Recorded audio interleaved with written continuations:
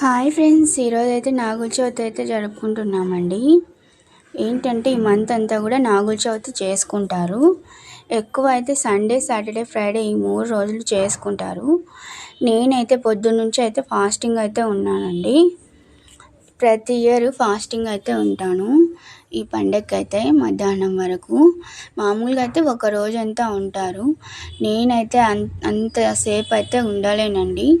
నేను పొద్దున్నే పూజ చేసుకొని, పూజ అంతా కంప్లీట్ అయ్యి ఇంట్లో పూజ చేసుకొని, మళ్ళీ నాగుల దగ్గరికి వచ్చి పూజ చేసుకొని ఇంటికి వెళ్ళే వరకు మధ్యాహ్నం వరకు అయితే ఫాస్టింగ్ ఉంటాను. మనం పూజ ఎలా చేసుకున్నాము, ఎంత భక్తితో చేసుకున్నాము అనేది ముఖ్యం, కానీ ఎంతసేపు ఫాస్టింగ్ ఉన్నాము అనేది ముఖ్యం కాదు నాకైతే తెలిసి.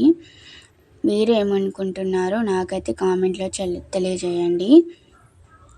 పూజ అయితే చాలా చక్కగా కంప్లీట్ అయిపోయింది. నాకంటే ముందు చాలామంది అయితే వచ్చి పూజ అయితే చేసుకున్నారు. మేమైతే నాగుల దగ్గరికి అయితే వచ్చి పూజ చేస్తామండి. కొంతమంది పుట్ట దగ్గరికి వెళ్తారు, ఎవరి సాంప్రదాయాన్ని బట్టి వాళ్ళు చేసుకుంటారు. కొంతమందికి పుట్ట దగ్గరికి వెళ్ళే సాంప్రదాయం ఉంటుంది. మాకైతే నాగుల దగ్గరికి వెళ్ళే సాంప్రదాయం ఉంది. అందుకని మేము నాగుల దగ్గరికే వస్తాము ప్రతి ఇయరు.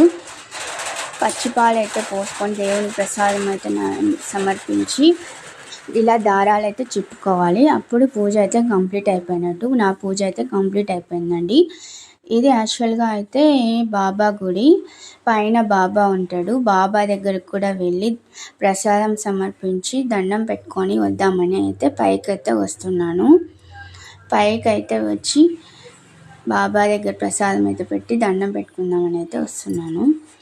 బాబా గుడి అయితే చాలా పెద్దదండి, చాలా ప్రశాంతంగా ఉంటుంది. ఈ బాబా అయితే మొత్తం పాలరాతితో అయితే కట్టించారండి ఈ బాబా విగ్రహాన్ని. ఇక్కడికైతే మంచి వైబ్ వస్తుంది.